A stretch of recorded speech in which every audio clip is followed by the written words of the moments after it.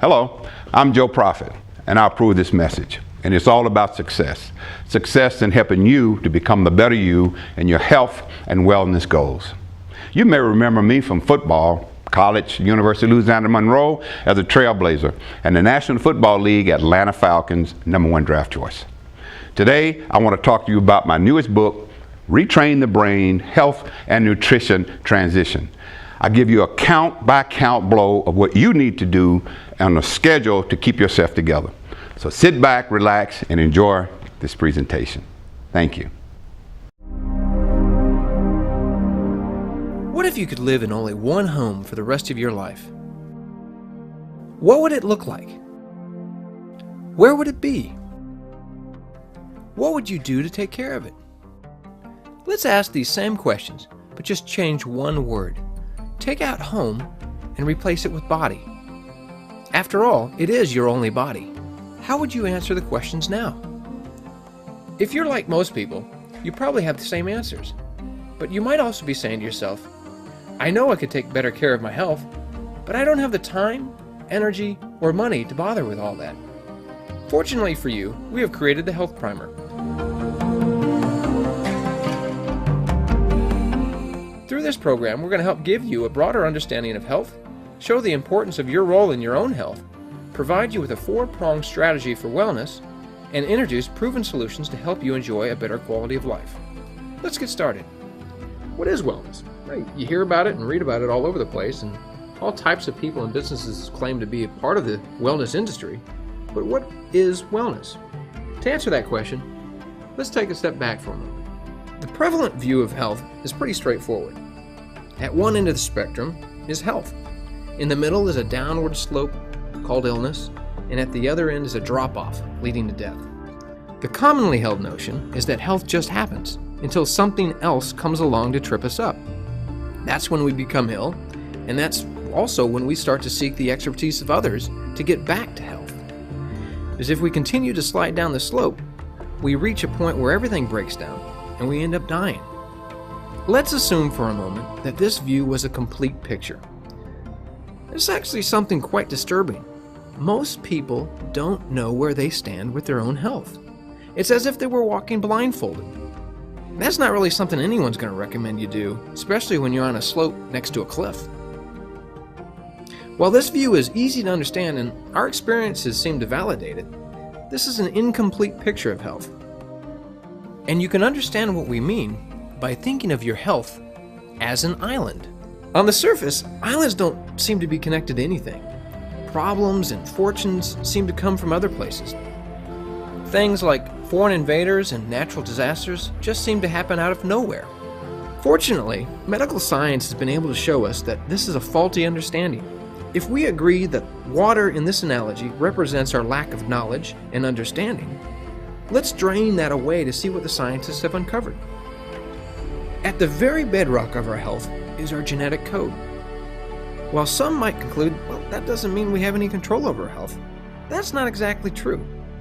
Our genetic code sets the range of possibilities for our health. It doesn't determine the actual outcomes. While a person may have a family history of cancer, it doesn't mean he or she is destined to get cancer. On the other hand, someone might come from a family full of folks living past 100 years.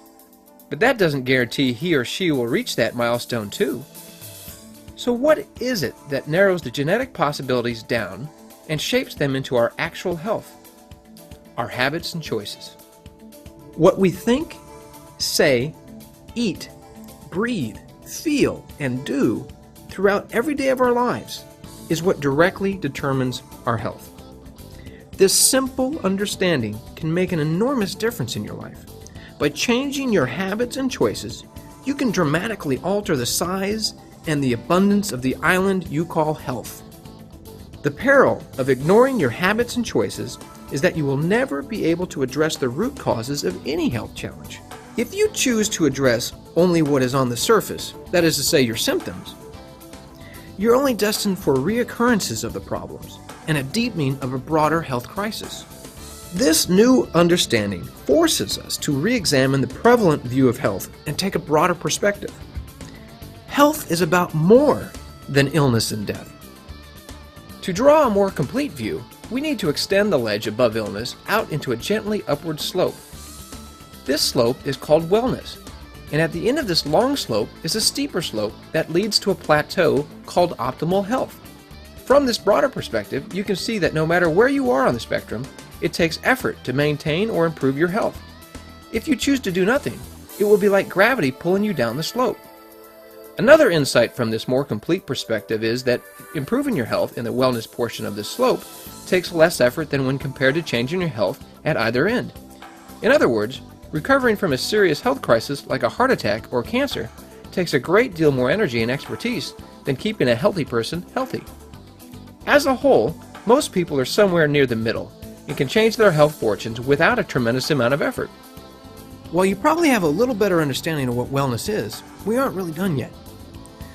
Let's examine the difference between wellness and illness. With illness, we survive. With wellness, we thrive. Illness is centered on weakness. Wellness is centered on strength. Illness requires the expertise of others to get you back to health, while wellness requires your commitment. So what is wellness? The Merriam-Webster's Medical Dictionary defines wellness as the quality or state of being in good health, especially as an actively sought goal.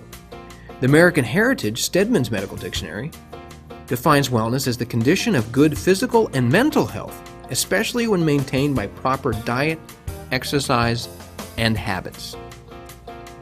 So where do you stand with your health? It depends on what kind of questions you ask to measure that. If you think of health in terms of just illness, you'd probably ask, am I hurting or am I dying? But now that we think of health in terms of wellness too, you need to ask a few more questions. Questions that rate your quality of life. How much energy do I have? Am I able to get around easily? Is my mind clear and sharp? When I do get hurt or ill, how quickly do I recover? Am I happy? All of these questions help you understand whether or not you are well or ill. No matter where you are with your health, it is always beneficial to think of what you can do to improve it. Whether you are ill or feeling great, there are things you can do to improve your health. Perhaps a good way to tie this all together is by taking another look at an old children's story. What could have happened if Humpty Dumpty realized there was more to the wall than just the ledge? Suppose just for a moment what could have been if he'd not been blind to his habits and choices that put him on the ledge. If he'd not waited until after the fall to seek help. If he'd chosen to make the effort to improve his health and enjoy wellness. How much more time could have he enjoyed with his wife and children? What contributions could have he made to society? What faraway places could he have visited if he had just known there was another way? Unlike Humpty Dumpty, you can choose a different ending to your story. It's your life, your health, your choice. Do you choose to take an active role in your health and wellness now? Or are you going to let illness and disease define the rest of your life? Remember, death is inevitable, but it is up to you to decide between illness and wellness. What is your choice?